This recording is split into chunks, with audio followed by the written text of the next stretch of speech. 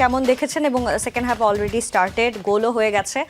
Overall কেমন মনে হয়েছে ম্যাচটা? সঞ্জনা, আপনি যদি বাংলাদেশের সাম্প্রতিক পারফরমেন্সগুলো দেখেন, বাংলাদেশ কিন্তু একটা নতুন যাত্রা শুরু করেছে। আমরা এর আগে যে দুইটা সাব দেখেছি সেখানে কিন্তু সিনিয়র প্লেয়াররা ছিলেন, সাবিনা, মাসুরা, মাতসুশিমা, সুমাইয়া, সানজিদা, যাদের একটা অভিজ্ঞতা ছিল। বড় ম্যাচে কিন্তু আসলে আপনার অভিজ্ঞতা অনেক বড় একটা বিষয়, কেননা ফাইনাল খেলছেন ভারতের মাটিতে এবং ভারতের বিপক্ষে।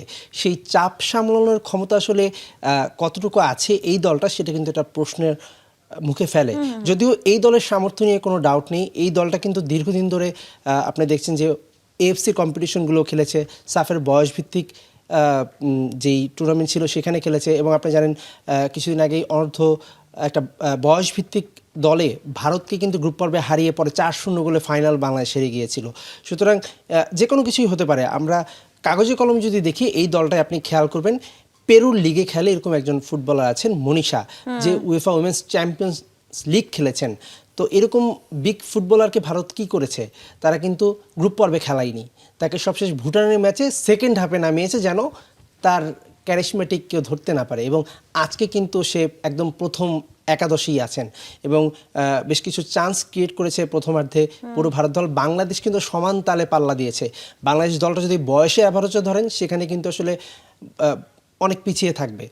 সেই জায়গা থেকে বাংলাদেশ এখন পর্যন্ত যা খেলেছে দুর্দান্ত, তবে ফাইনাল ম্যাচ একটু ভুল করলে অনেক বড় মাসুল দিতে হবে। আপনি দেখেন প্রথমার্ধে যে গোলটা হজম করলো, ডিফেন্ডারদের কিছুটা ভুল ছিল, বলটা পায়ের উপর দিয়ে মেরে মাথার উপর দিয়ে বুঝতেও পারেনি গোলরক্ষক, সেই জায়গা থেকে কিন্তু এগিয়ে গেল। পর মুহূর্তে আপনি খেয়াল করবেন ঋতুপর্ণা চাকমা, যে আসলে সবসময় বড় ম্যাচের প্লেয়ার বলা হয়। একটা জিনিস আপনাকে শেয়ার করি, গতকালকে ম্যাচ প্রি কনফারেন্সে যখন হেড কোচ পিটার বাটলার সাংবাদিকদের প্রশ্নের উত্তর দিচ্ছিলেন, সেখানে কিন্তু বলছিলেন যে ঋতুপর্ণা দলের কি প্লেয়ার না, সে এমন কিছু না তার উপর দল নির্ভর করছে। কিন্তু পরক্ষণেই পরের লাইনটা কিন্তু সে বলেছিলেন সে কিন্তু একজন জেনুইন ম্যাচ উইনার। সেটাই কিন্তু আমরা দেখলাম। কোচরা অনেক সময় এটা করে, বড় প্লেয়ারদের একটু তাতিয়ে দেয় যেন তারা ভালো খেলে। ঋতুপর্ণা সত্যিকার অর্থে একজন ম্যাচ উইনার এবং সে কিন্তু বড় ম্যাচের প্লেয়ার, সেটা কিন্তু আজকে আমরা দেখছি। এখনও ম্যাচের অনেকটা সময় বাকি। গত সাফের কথা আপনার মনে আছে নিশ্চয়ই, 2 বছর আগে নেপালে এরকম চমৎকার একটা ফ্রিকিক থেকে কিন্তু বাংলাদেশকে শেষ মুহূর্তে জিতিয়েছিল। আজকেও কিন্তু দারুণ একটা গোল করেছে।